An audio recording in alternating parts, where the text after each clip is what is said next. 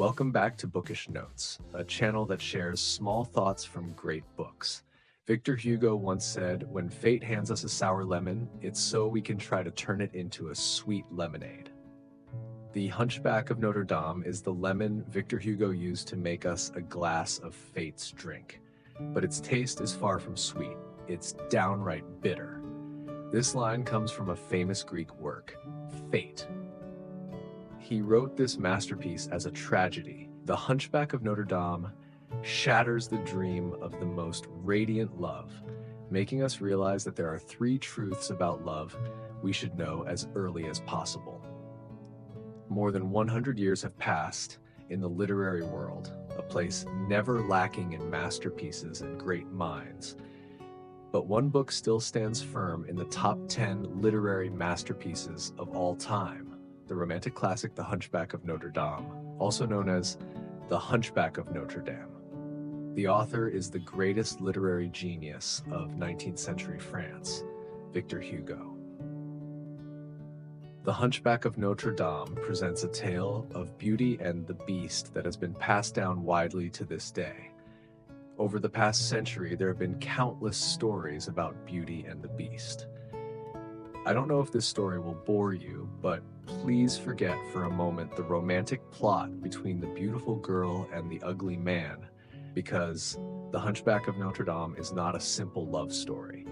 It's more like a painting of the world, portraying the strange inner thoughts of humans.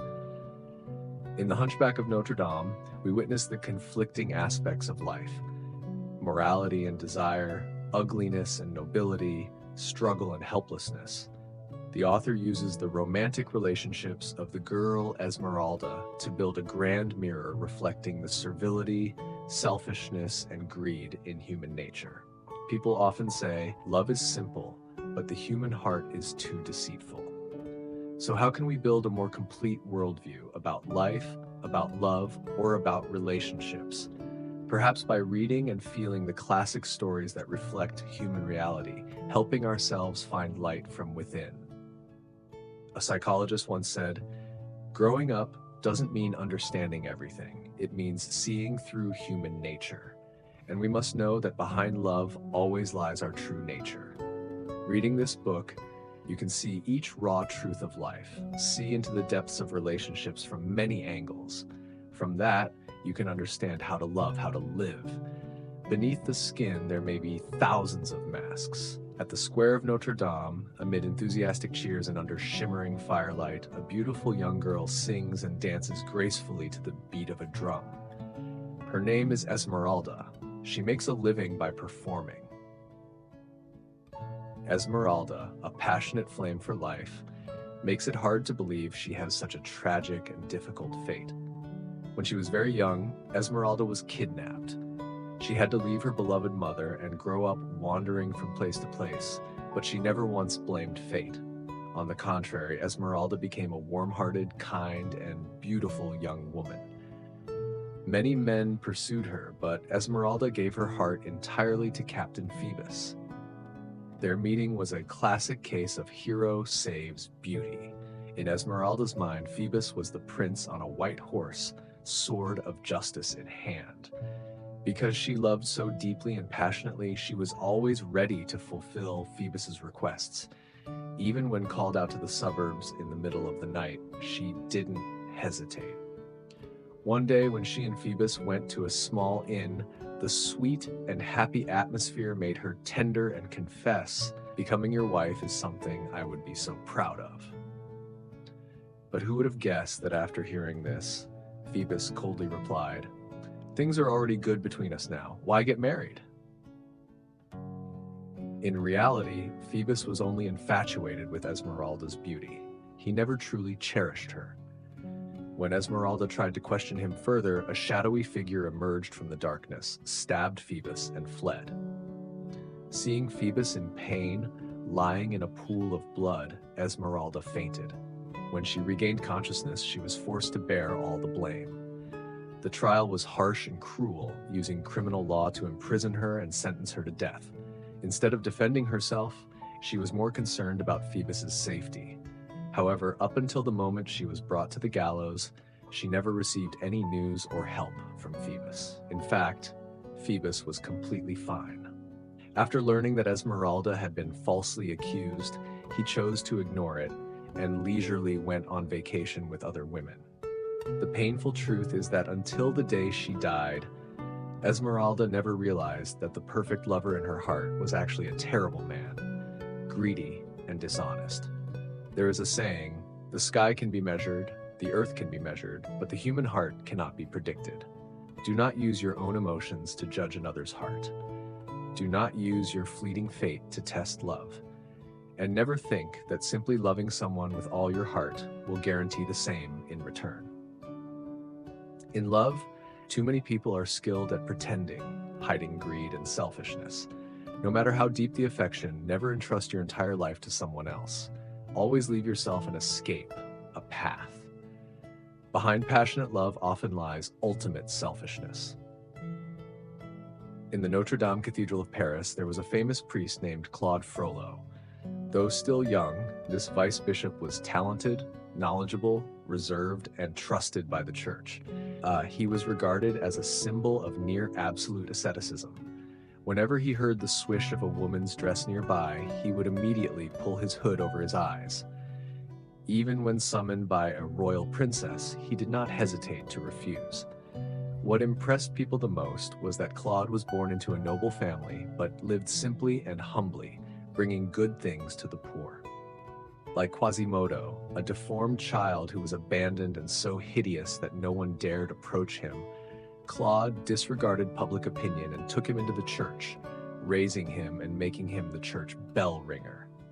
Or Gringoire, an orphan wandering the streets all year round, whom Claude not only helped but personally taught to read and write, enabling him to reverse his fate and become a poet. Victor Hugo praised Claude for having a kind soul. However, at the age of 35, this admirable priest accidentally saw the beautiful Esmeralda and was immediately captivated by her graceful dancing and big round black eyes. Claude became trapped in the swamp of love and could not escape. All the ascetic beliefs he once followed crumbled instantly. But no matter what, Esmeralda never liked Claude. She constantly tried to avoid him. Claude was so disheartened that he could only stand in a distant corner, secretly watching her from the bell tower to soothe the pain of his unrequited love. Not long after, upon hearing that Esmeralda was about to marry, Claude was consumed with jealousy. He panicked, fearing he would ultimately lose the one he loved. So he incited the hunchback Quasimodo to kidnap Esmeralda late at night. Unexpectedly, a knight appeared and rescued Esmeralda, capturing Quasimodo. That knight was none other than the unfaithful playboy, Captain Phoebus. It was also Claude who had disguised himself, planned the attack on Phoebus, and framed Esmeralda. He met with the judge to push for the death sentence by hanging.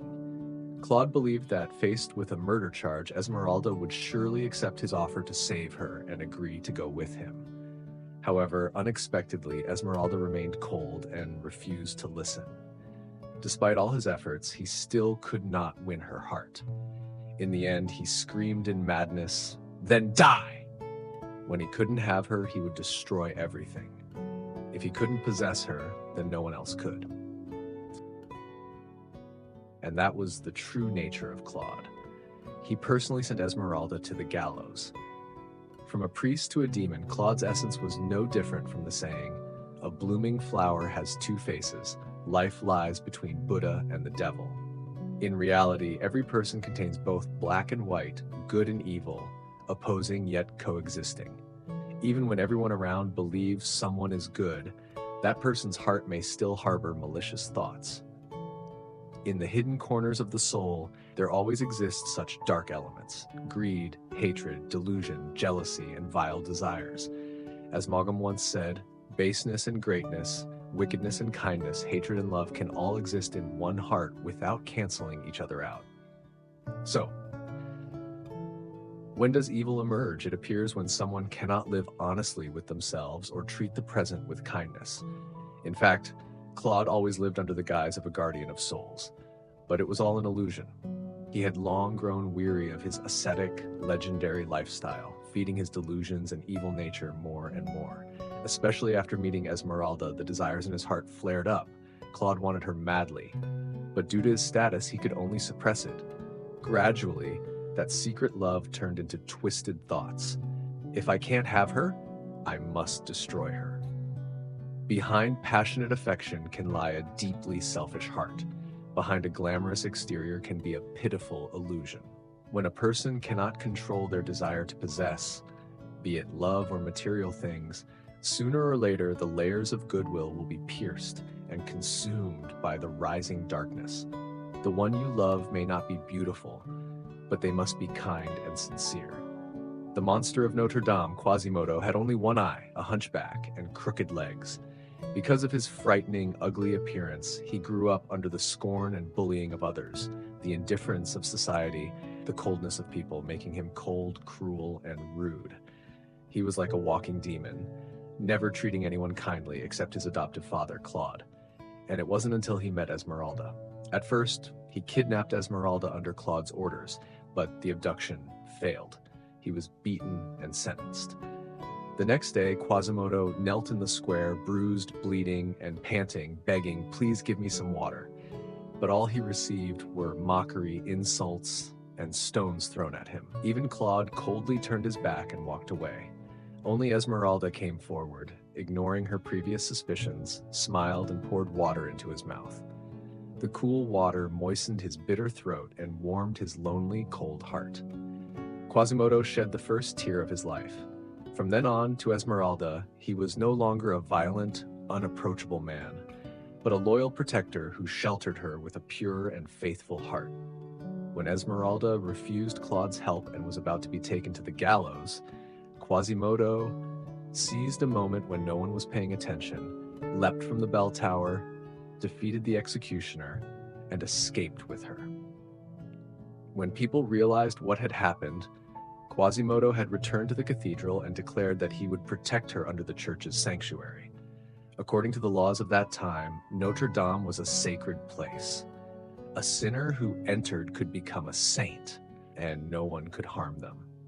These two were safe, but on the condition that they never step outside, or they would be punished. While at Notre-Dame, Quasimodo accidentally discovered Claude's dark intentions toward Esmeralda.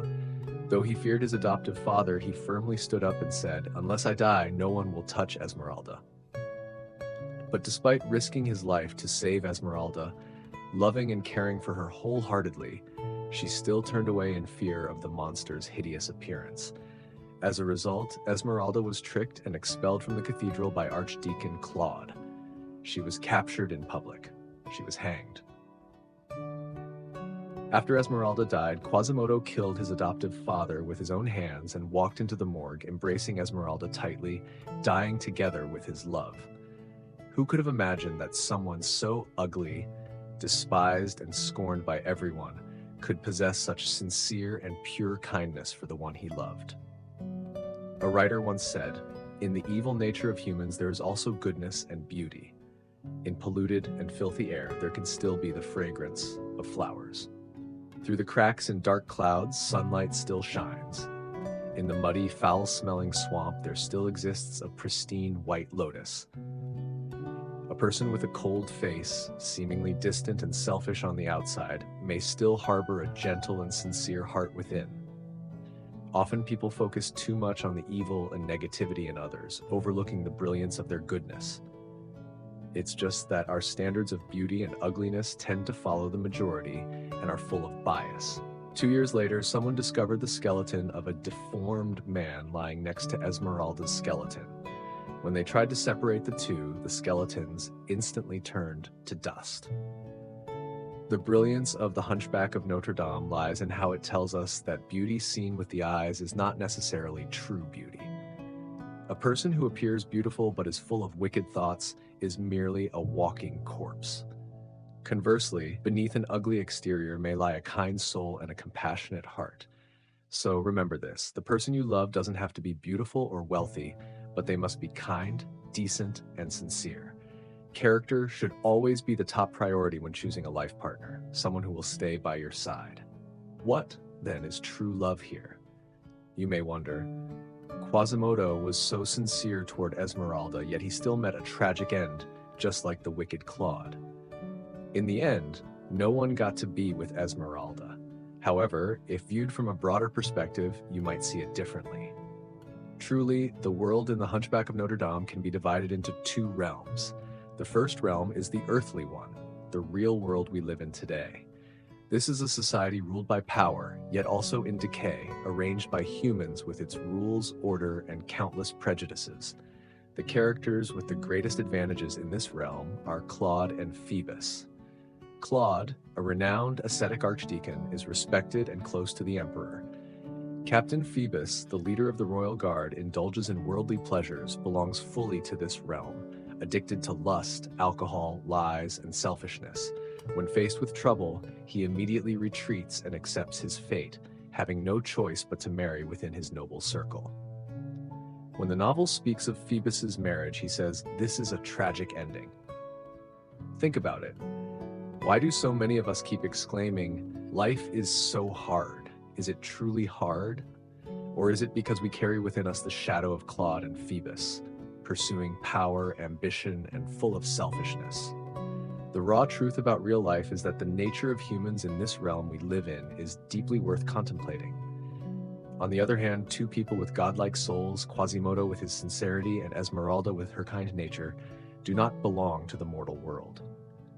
Because of that, they were bound and ultimately destroyed by its rules. They perished in this world to shine in the second realm, the realm of the gods, love. In reality, these two divine spirits could never unite in the earthly realm filled with suffering. Esmeralda was truly afraid of Quasimodo, even though he loved her so much that he betrayed everything, his benefactor and even the Notre Dame Cathedral itself. Yet in the end, they were united in the spiritual world. So, when the door to the spiritual world was opened by humans and the wind of the secular world blew in, the bones of those two souls dissolved into each other, instantly turning to ash. Even if the mundane world rejects them, they will forever be a spiritual light, a symbol of true love. This is something worth a lifetime of cultivation for us humans, to understand what it truly means to love. For a brief moment in the mundane world, Claude and Phoebus lived in illusion. That emptiness dragged them into an abyss, leading to a tragic end. But in the realm of love, the disappearance of Esmeralda and Quasimodo continues to rise eternally. Their deaths mark the end, but also the beginning. The author once wrote, "Paris speaks by day, Paris breathes by night, Paris sneezes. That's when the bells of Notre-Dame ring." But who rang the bells? It was Quasimodo. That magnificent and beautiful sound soothes the body and uplifts the soul. This is love, the bell of God for us mortals. Listen and awaken. Escape ambition. Escape the selfishness of human society. Only sincerity and kindness can give love its wings. Learning to love is returning to the starting point. Thang Nguyen Han-Tu, a great Zen master, once said, "There are 3 stages in a person's life that almost everyone must go through. First, seeing the mountain as a mountain and water as water. Next, seeing the mountain is not a mountain and water is not water. Finally, seeing the mountain is still a mountain and water is still water."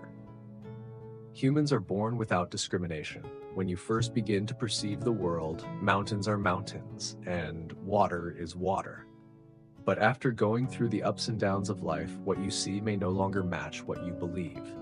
The more unwilling you are to trust what you haven't seen, the more you doubt. This is when you begin to develop discrimination. At this point, mountains are no longer mountains, water is no longer water, and people are no longer people.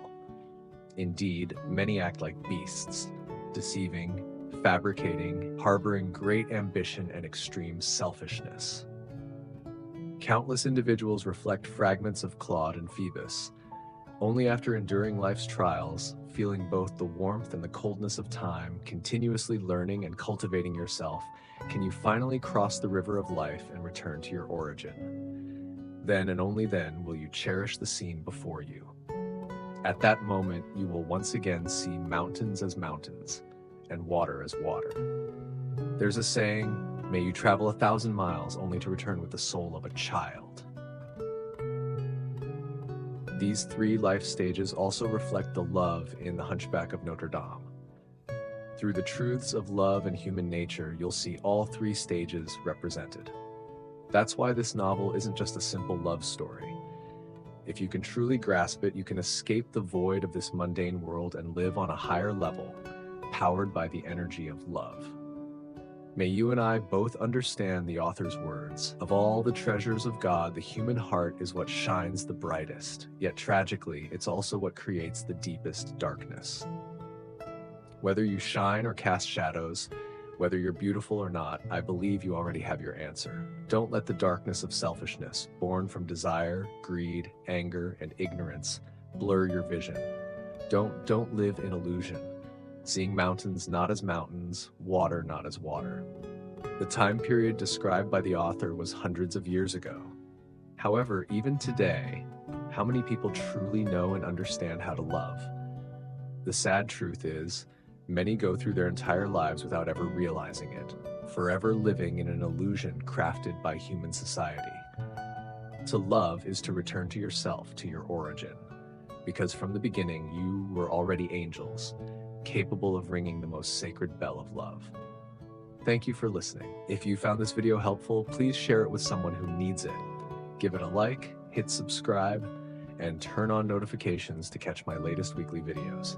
Once again, thank you, and see you in the next video.